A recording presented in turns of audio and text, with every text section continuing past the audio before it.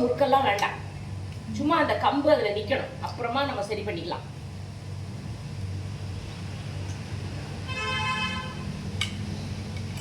இப்படி டைட்டன் பண்ணிடணும்.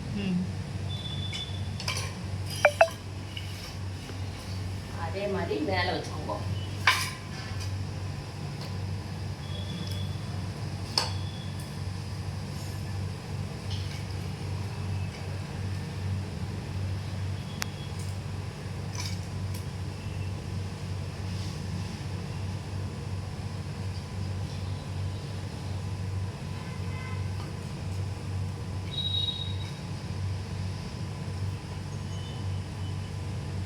இது வந்து ஜாதிக்காய் மரம், அதனால ரொம்ப சாஃப்ட் வுட்டு, ரொம்ப தண்ணி படாம நீங்க என்ன வழிங்கிறத வச்சா ரொம்ப நாள் அப்படி இருக்கும். 2 3 கம்பு நீங்க வச்சா போதும்.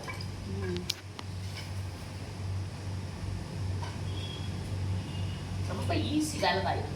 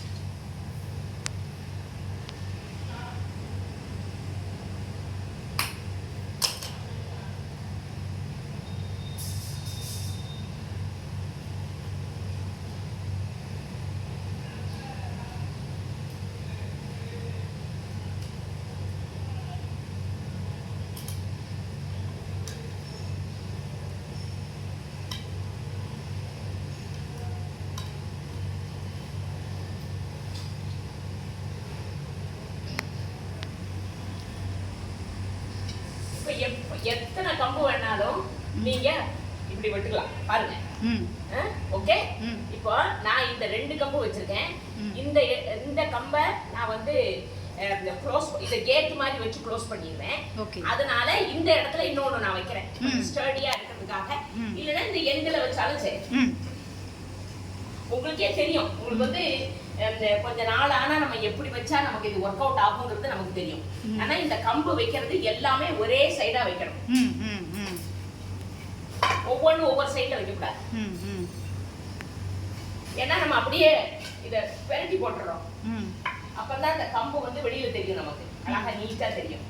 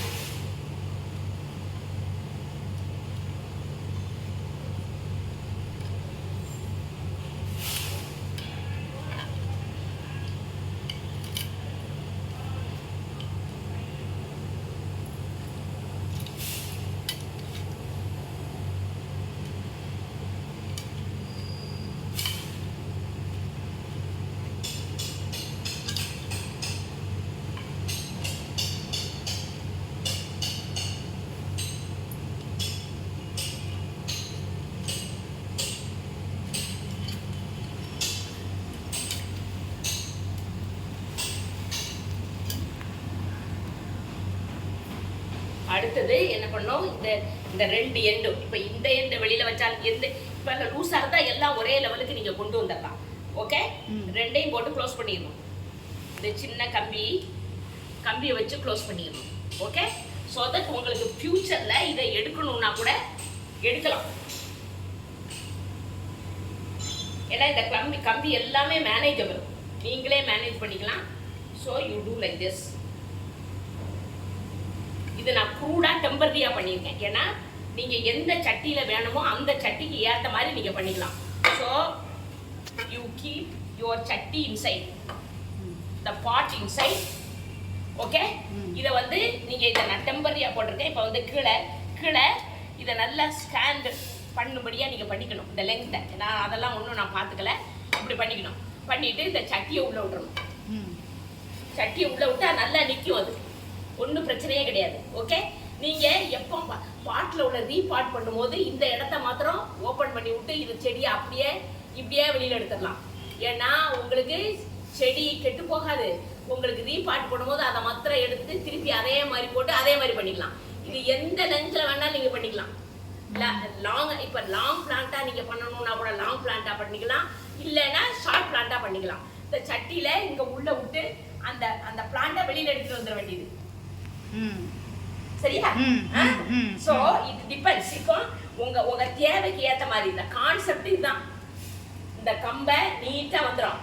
இப்போ வந்து உங்களுக்கு நிறைய கம்பி இருந்ததுன்னா ஒரு 4-5 வச்சீங்கன்னா அழகா இருக்கும் பாக்குறதுக்கு. இங்க பாருங்க. And moreover this is flexible. In between it is flexible. உங்களுக்கு எந்த லெவலுக்கு வேணுமோ நான் என்கிட்ட இருக்க வலையில உங்களுக்கு செய்து காமிச்சேன்.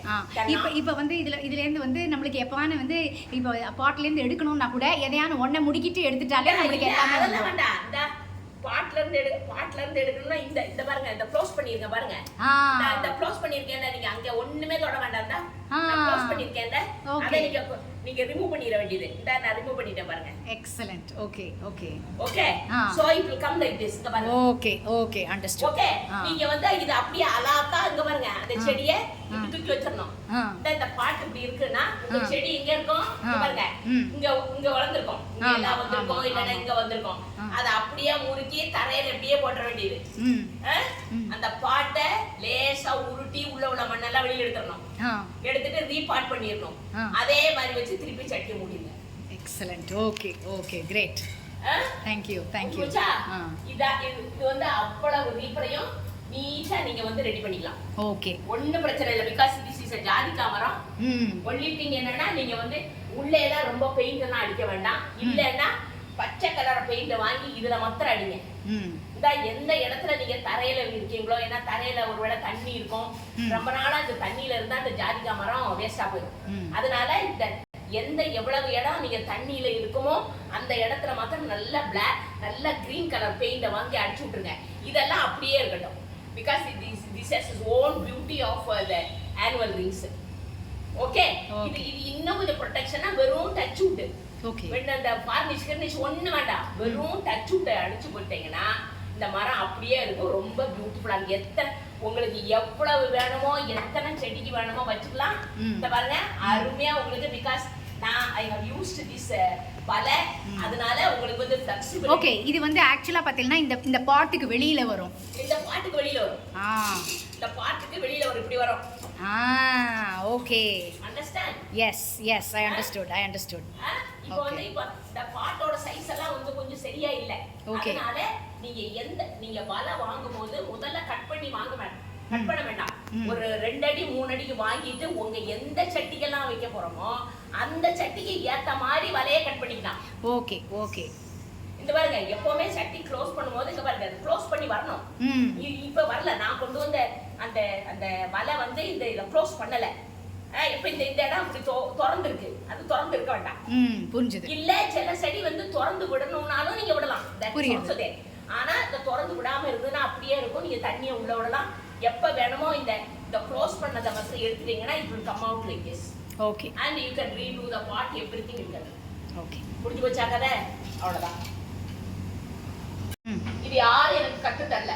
இப்படி ஒரு சமாச்சாரம் இருந்தா அதை எப்படி வந்து யூஸ்ஃபுல்லா பண்ணலாம், அது நமக்கு வந்து கெட்டு போகாம இருக்கணும்.